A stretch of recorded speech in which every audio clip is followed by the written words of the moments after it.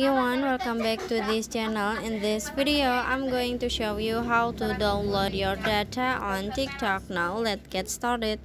First, open your TikTok apps, and after this, in here you just click on the profile icon at the bottom,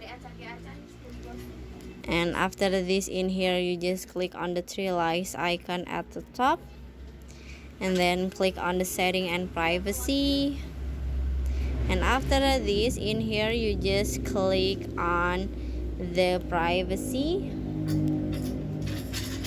and then in here you can download your data. This one, click on it.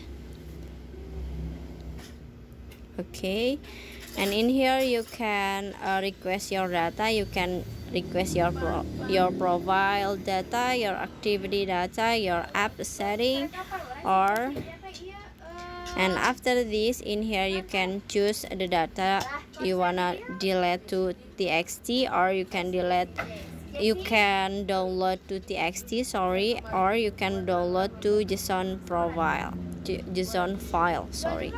In here I wanna try to txt, and after this, in here you just click on the request that and finish. So that's how to download your data on TikTok apps.